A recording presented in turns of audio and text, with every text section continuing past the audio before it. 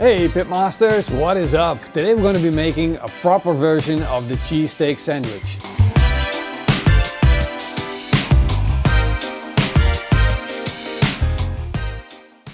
With a good cheesesteak sandwich, it's all about the ingredients, and of course the steak is most important. So I selected a beautiful Rubia Galaga dry-aged steak. Look at the marbling. Absolutely fantastic. Philly cheesesteak? No, not Philly cheesesteak. This is nothing to do with the Philly cheesesteak sandwich that you get in fast food places. This is a proper cheesesteak sandwich. High quality ingredients, tasty food. It's gonna be so good, it's gonna blow your mind. Because I've been to Pats, you know, so... Yeah? How was the Philly cheesesteak sandwich? See? That's what I'm talking about. So we'll put the steak aside for now. I got my Napoleon Kettle Pro already fired up. I got the charcoal set all the way to the back, and now we're going to put on a salt plank. Look at this thing, it's a giant. It's a block of Himalayan salt. Look at how thick that is. This come from the Mount Everest? It's from the Himalayas, yeah. I know that they're not allowed to call it Himalayan salt if it's not from the Himalayas. So there's like a 15 kilometers radius from the Himalayan that they will have to get it from. So a Yeti pissed in it? You do know Yetis do not exist, right? No, they do. All right, I'm gonna set this over direct heat and let it come up to temperature. The funny thing with the salt block is it's more like a stone grilling actually, and of course it delivers a little bit of salt, but not too much. Now let's start slicing up one of the most important ingredients in a cheesesteak sandwich: onions and bell peppers. Why would they name the cheese in the cheesesteak sandwich but not the bell peppers and the onions? It's not fair to the onions and bell peppers, because they're just as important. Whoa, that was almost my finger. Almost got 1 million views on that cut off finger. I'm here, you know, sacrificing everything, even my fingers for you. For your good content.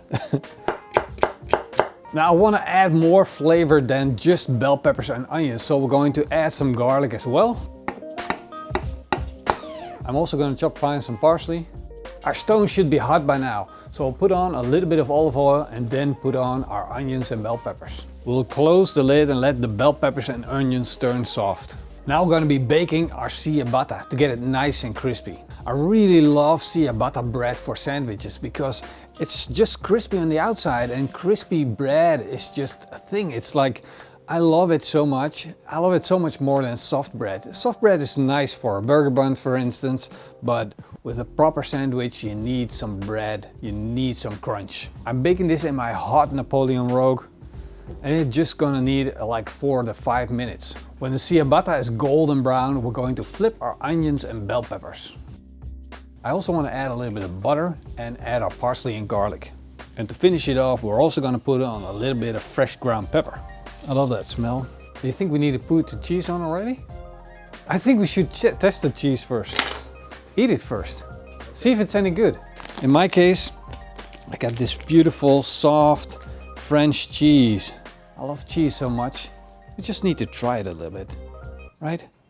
Just a piece. One more piece. One more. I love French cheeses. I'm Dutch, but I love French cheeses. Now we gotta put the cheese on at the right time. We gotta get it at the point where the onions are turning soft and the bell peppers are turning soft, the garlic's fully roasted, and when our steak is coming up to temperature. So the cheese is gonna melt all over it, and then it all comes together. I still didn't have a piece of it. So that's gonna be a problem? All right, all right, all right. There you go. Approved. Of course it's approved. Now let's put the cheese on before it's all gone. Wow, our cheese is molten and we're definitely ready to start grilling our steak. So we'll move this over to indirect heat and put the steak over direct heat. I just want to add a little bit more charcoal to crank up the heat. Time to put the steak on. Look at this beauty. There she goes. Our steak has a beautiful sear on the outside. It's time to take it off the grill and let it rest. Now it's time to assemble our sandwich. Time to take off the bell peppers and onions. This is a heavy block. And look at that. Look at that cheese. It's never been happier. It has never been happier. Yeah, the cheese is happy. This is the way you do the cheese justice. Now it's happy. It's in the right place. If I were cheese, I want it to be right there right now. In the meantime, we're going to open up our ciabatta bread. We just want to slice off the cap. There we go. Nice bread. Now we can transfer our onions, bell peppers and cheese straight onto this sandwich.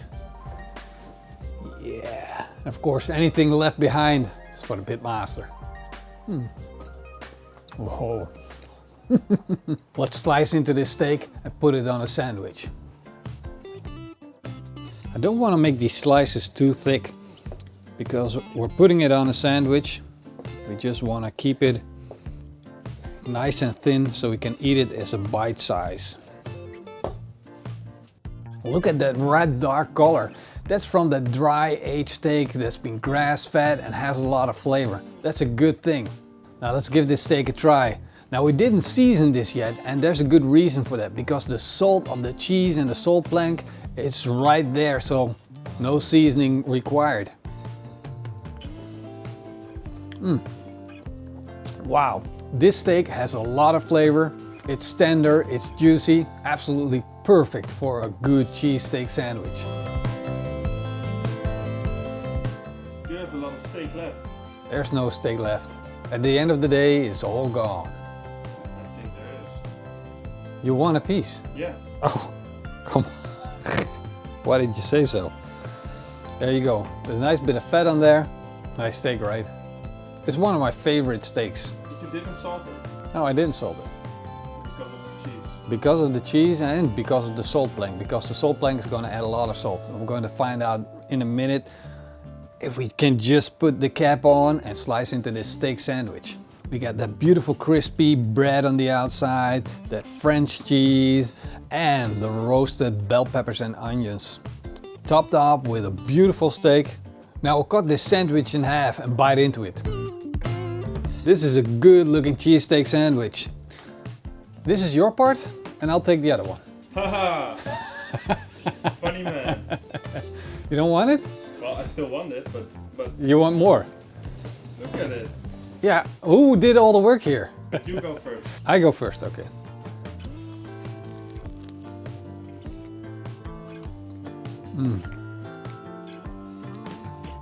Wow.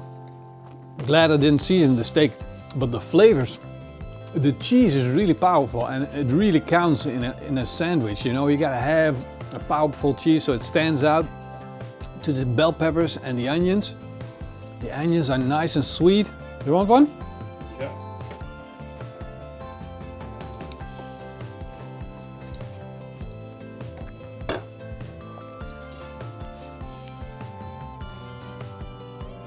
Good lord. It's good, right? That's amazing. This is how you make a proper cheesesteak sandwich. Now you guys, you gotta give it a try. You know, it just tastes so good, and I don't know, it's satisfaction that you get from eating a sandwich like this.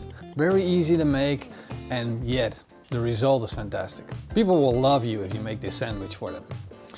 If you enjoyed this, then leave me a big thumbs up and a comment down below. And of course, a big thank you to all our Patreons and YouTube members. See you guys next time. Until then, eet smakelijk and keep on grilling.